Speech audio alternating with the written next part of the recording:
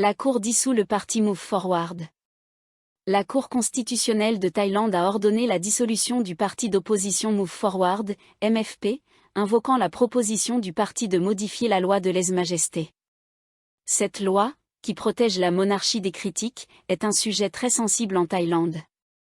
La décision de la Cour inclut également une interdiction de 10 ans de toute activité politique pour les dirigeants du parti, y compris son chef, Shetawatulaton. Le MFP avait remporté la majorité aux élections parlementaires de 2023, mais avait rencontré une forte opposition des factions conservatrices et de l'establishment royaliste. Cette décision a provoqué des réactions vives, tant au niveau national qu'international. Les partisans du MFP ont organisé des manifestations pour protester contre ce qu'ils considèrent comme un acte antidémocratique. Des observateurs internationaux, notamment des représentants des États-Unis et de l'Union européenne, ont exprimé leurs préoccupations, qualifiant cette action de recul pour la démocratie en Thaïlande, DW, Bangkok Post. Arrestation d'un Japonais pour escroquerie. Un ressortissant japonais a été arrêté à Bangkok pour avoir tenté d'escroquer la mère de son ami décédé. Selon les autorités, le suspect avait envoyé plusieurs courriels à la mère, lui demandant de transférer de l'argent sous divers prétextes, profitant de la vulnérabilité de la famille en deuil. L'arrestation a eu lieu après que la mère a signalé les courriels suspects à la police, qui a ensuite mené une enquête approfondie. Cet incident met en lumière l'importance de la vigilance face aux escroqueries, en particulier celles ciblant des individus dans des situations émotionnellement vulnérables. Les autorités thaïlandaises ont rappelé au public de rester prudent et de signaler toute activité suspecte aux forces de l'ordre, Nation Thaïlande. La Thaïlande se rapproche de la légalisation des casinos. La Thaïlande progresse vers la légalisation des casinos dans le cadre de ses efforts pour stimuler le tourisme et générer des revenus supplémentaires.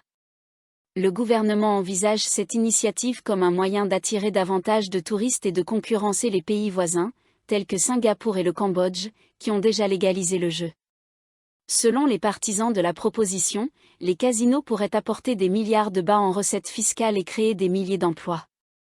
Cependant, la proposition a également suscité des oppositions, notamment de la part de groupes religieux et de militants sociaux qui craignent que la légalisation du jeu n'entraîne une augmentation de la criminalité et des problèmes de dépendance. Le débat continue de diviser l'opinion publique, et le gouvernement s'efforce de trouver un équilibre entre les avantages économiques potentiels et les préoccupations sociales. The Star, Bangkok Post. Hyundai investit 28 millions de dollars dans l'industrie des véhicules électriques en Thaïlande. Hyundai a annoncé un investissement de 28 millions de dollars en Thaïlande pour l'assemblage de véhicules électriques, VE, et la production de batteries pour VE. Cette initiative s'inscrit dans la stratégie de la Thaïlande de devenir un centre régional pour les véhicules électriques, en réduisant sa dépendance aux moteurs à combustion et en stimulant l'innovation technologique.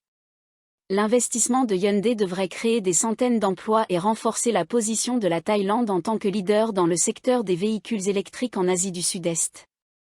Le ministre thaïlandais de l'Industrie a salué cette annonce, soulignant l'importance de l'investissement étranger pour le développement économique et technologique du pays.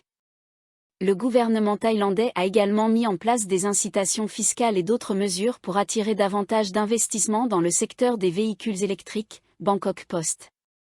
L'inflation augmente en juillet. Le taux d'inflation en Thaïlande a augmenté en juillet, dépassant les prévisions des économistes.